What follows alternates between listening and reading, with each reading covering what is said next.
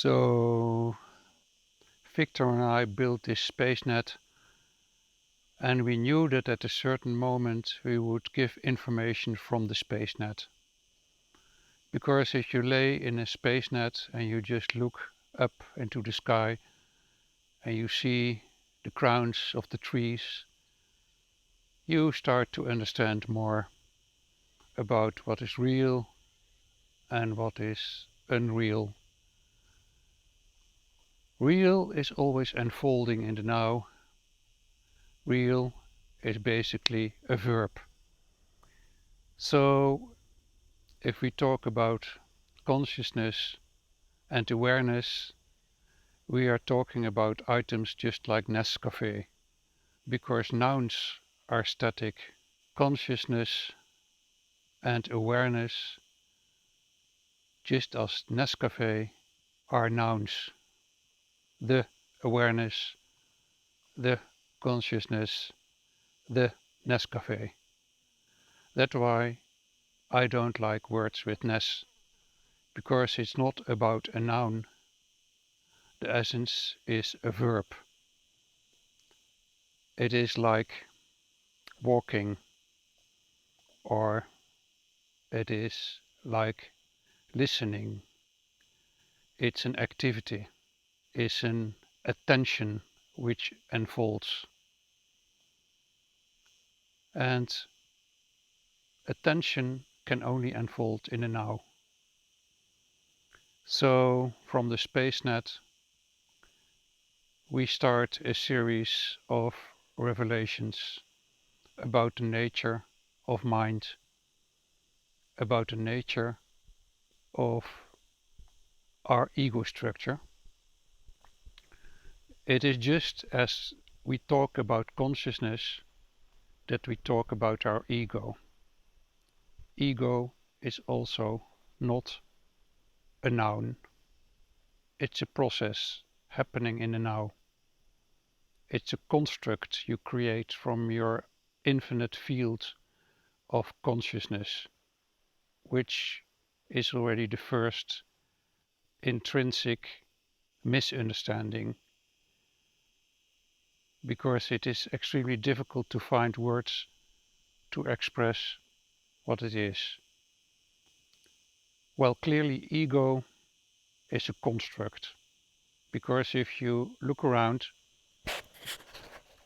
you don't see any ego around or in myself.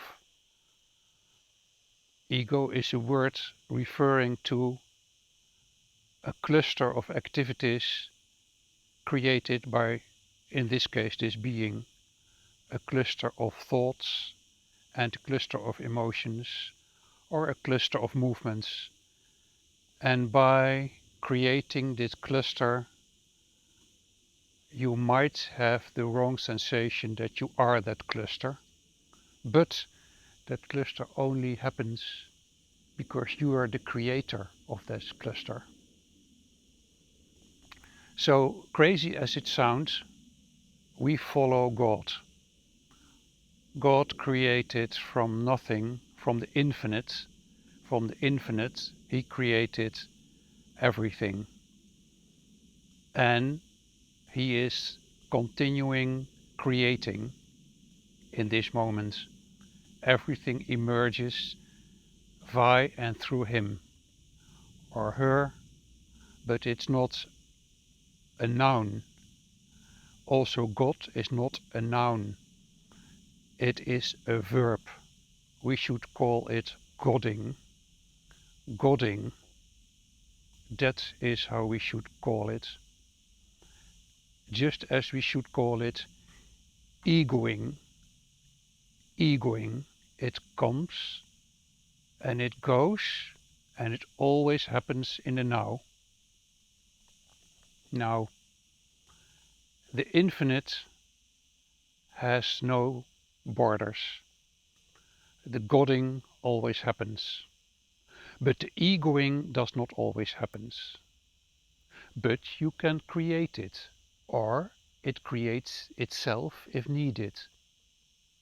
And this is the beauty of us as human people, we have the ability to create our ego. This is a good thing. This is not a bad thing. Our ego is the highest cluster of thinking, feeling, appreciating, and experiencing we can create via our vast, empty awareness. Awareness in the sense of a creational field, a matrix field. Because we are built like humans, we can use the word. The word is divine. Via the word we can create the world. And via being in the world we can change our environment, ourselves, the context in such a way that we optimally function. We are the creators of our world of thoughts, our world of feelings, our world of behaviors. But it is a temporary thing. The ego is a function. So, this is the take-home message from the SpaceNet today. You are not the ego. The ego is a beautiful product of you.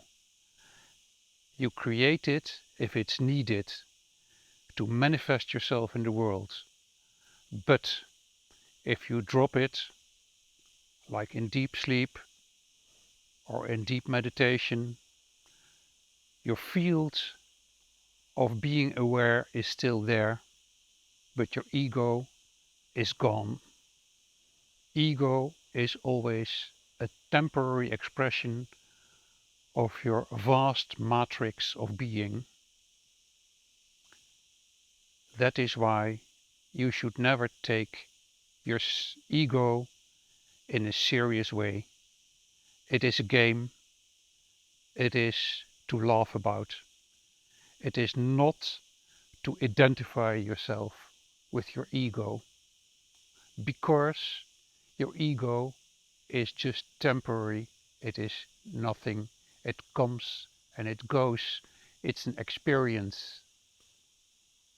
This is lesson 1 from the SpaceNet. Aho.